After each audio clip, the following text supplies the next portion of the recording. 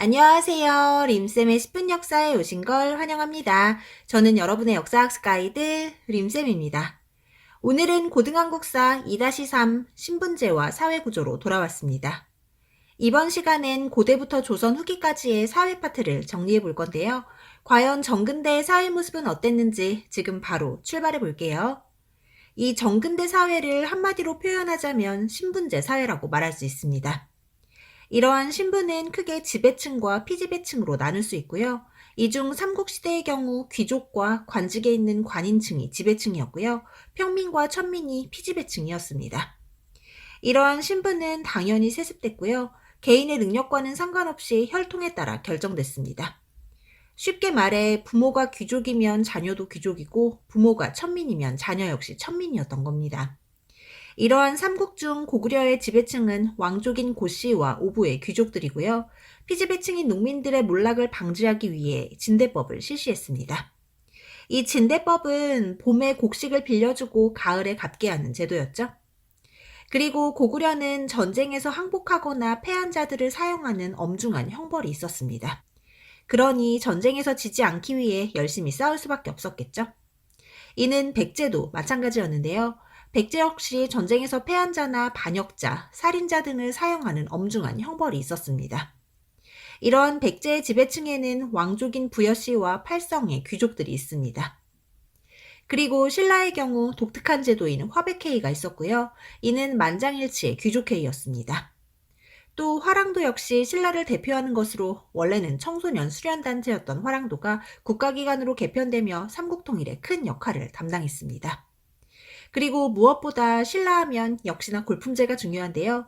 골품제는 신라의 지배층을 성골과 귀족, 육두품 등으로 나눈 폐쇄적인 신분제도로 관직뿐 아니라 가옥과 수레의 크기 등 일상생활까지 규제를 두었습니다. 이 골품제를 상징하는 그림이 시험에 잘 나와요. 잘 기억해 두세요. 그리고 이러한 골품제는 통일신라 때도 계속 유지됐고요. 이때는 1두품부터 3두품까지는 평민화가 되었습니다. 한편 남북국 시대의 또 다른 나라 발해는 지배층이 고구려인이었고요. 피지배층은 말갈인이었습니다. 자, 이렇게 고대사회를 정리해봤고요. 다음은 고려로 넘어가 볼게요. 고려의 신분은 크게 양인과 천인으로 나눌 수 있습니다. 그리고 양인은 다시 지배층과 중류층, 양민으로 나뉩니다. 이 중 지배층에는 왕족과 중앙의 고위관리, 그리고 상급 향리가 있는데요. 이 중 중앙의 고위관료들이 고려 전기, 문벌을 형성했었죠. 그리고 상급 향리는 지방호족 출신들로 지방행정을 장악하고 지방군을 통솔하던 지방의 실질적인 지배 세력이었습니다. 이러한 상급 향리에는 향리들의 우두머리인 호장과 그 아래로 부호장이 있습니다. 그리고 중류층에는 서리와 남반, 향리, 하급장교 등이 있고요. 이들은 국가로부터 일정한 직역을 받아 수행했으며 그 대가로 토지인 전정을 지급받았습니다. 이들을 정호라고 하는데요. 이러한 정호들은 과거를 통해 중앙으로 진출할 수도 있었습니다. 또 이들이 국가로부터 받은 직역과 전정은 세습이 가능했습니다. 다음은 일반 평민인 양민인데요. 이러한 양민은 군현에 거주하는 군현민과 향부곡소에 거주하는 향부곡소 주민으로 나눌 수 있습니다. 이 중 군현민의 대다수가 일반 농민이고요. 이들을 백정이라고 불렀습니다. 중요합니다. 우리가 흔히 백정하면 소나 돼지를 잡는 천민을 떠올리는데요. 그건 조선의 백정이 그런 거고요. 고려의 백정은 일반 농민을 뜻합니다. 이러한 백정들은 모두 조세와 곡물, 역 등의 세금을 내야 했고요. 법적으로 과거응시도 가능했습니다. 그리고 고려의 특수행정구역인 향부곡소 주민들 중 향부곡의 주민들은 농업에 종사했고 소주민들은 수공업을 담당했습니다. 이러한 향부곡소의 주민들은 분명 양인이었지만 많은 차별을 받았는데요. 우선 거주 이전의 자유가 없었고요. 세금도 일반 백정보다 많이 내야 했습니다. 또 과거에도 응시할 수 없었고요. 형벌을 받을 때는 노비와 같은 취급을 받았습니다. 이렇게 향부곡소 주민들까지가 고려의 양인이고요. 다음은 고려의 천인입니다. 이 천인들 중 대다수는 노비였고요. 이들은 재산으로 간주되어 매매와 증여, 상속의 대상이었습니다. 또 일천즉천의 원칙이 적용돼 부모 중 한쪽이 천인이면 그 자녀도 천인이었습니다. 이러한 노비는 크게 공노비와 사노비로 나눌 수 있으며 이 중 공노비는 국가 소속의 노비로 이병노비와 외거노비로 구분할 수 있습니다. 그리고 개인이 소유한 사노비 역시 솔거노비와 외거노비로 나눌 수 있는데요. 솔거노비는 주인집에 같이 사는 노비고 외거노비는 따로 거주하며 주인에게 신공을 내던 노비였습니다. 이렇게 고려도 엄격한 신분사회였지만 그래도 신라에 비하면 훨씬 개방적이고 제한적으로나마 신분 상승이 가능했습니다. 그래서 정호들은 과거를 통해 고위 관리가 되거나 군공을 세워 무관이 될 수 있었고요. 백정들도 과거를 통해 하급 관리가 될 수 있었습니다. 또 노비들도 재산을 모으거나 공을 세워 양민이 될 수 있었는데요. 이를 보여주는 대표적인 인물이 바로 무신집권기 때의 의민입니다. 자, 이렇게 고려의 신분 구성을 살펴봤고요. 다음은 고려 사회의 특징을 좀 정리해 볼게요. 먼저 고려는 지역 간 차별이 상당히 심한 나라였습니다. 앞서 제가 향부곡소의 주민들이 얼마나 많은 차별을 받았는지 소개해 드렸었죠. 하지만 향부곡소의 경우도 공을 세우면 일반 군현으로 승격이 가능했고요. 군현이 반란 등의 문제를 일으키면 향부곡소로 강등되기도 했습니다. 이처럼 지역 간 차별이 존재하던 고려는 본관제를 시행해 이름 앞에 출신 지역을 엄격하게 표기하게 했고요. 이러한 본관제는 개인의 사회적 지위에 영향을 미쳤습니다. 그리고 고려의 가족제도를 살펴보면 고려 사회는 남성과 여성이 비교적 수평적인 관계였습니다. 중요합니다. 그래서 여성도 호주가 될 수 있었고요. 태어난 순서대로 호적에 기입했으며 제사는 균분상속이었습니다. 또 딸이 부모의 제사를 모실 수 있었고요. 음서의 혜택 역시 사위나 외손자들에게도 동일하게 적용됐습니다. 그리고 사위가 처가살이를 하는 게 일반적이었고요. 여성의 이혼과 재혼도 가능했습니다. 이렇게 여성의 지위가 높았던 고려에는 상피제라는 제도도 있었어요. 상피제란 서로 피한다 하여 같은 친족끼리는 같은 관청에 근무할 수 없게 한 제도를 말합니다. 자, 이렇게 상피제까지 고려 사회를 살펴봤고요. 이제 조선으로 넘어가 볼게요. 먼저 조선의 신분제도입니다. 조선 전기의 신분제는 법제상으로는 양천제였는데요. 양천제란 신분을 양인과 천인으로만 구분한 걸 말합니다.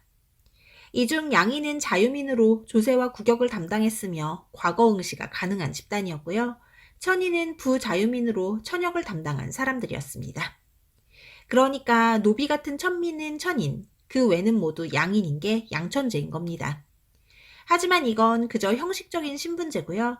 실상은 양반과 중인, 상민, 천민으로 구분되는 반상제가 조선의 신분제였습니다. 이 중 양반은 지배층으로 국가로부터 과전과 녹봉을 지급받아 많은 토지와 노비를 소유했고요. 국역의 의무가 없는 특권층이었습니다. 그리고 중인으로는 하급관리와 역관, 의원 등이 있고요. 이들의 직역은 세습이 가능했습니다. 또 서얼 역시 중인이었는데요. 이 서얼들은 아버지는 양반이지만 어머니가 평민이나 천민인 사람들이고요. 양반에 비해 차별을 받아 과거에 문과 응시가 불가능했습니다.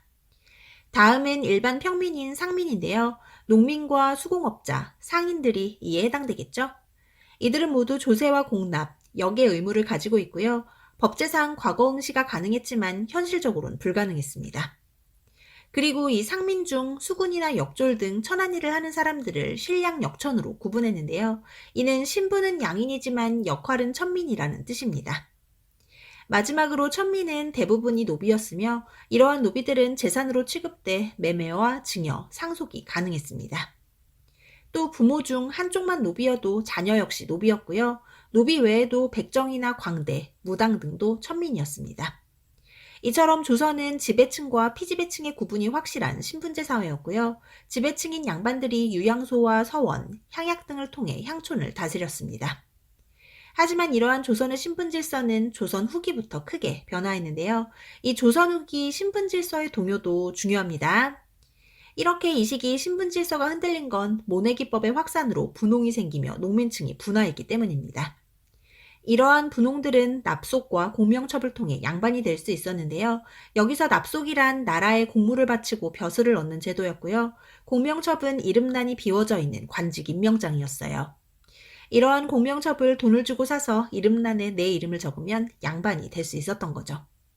이 밖에도 족보를 매입하거나 위조해서 양반이 되는 경우가 많았습니다. 이렇게 돈만 있으면 양반이 될 수 있게 되자 양반의 수가 증가했고요.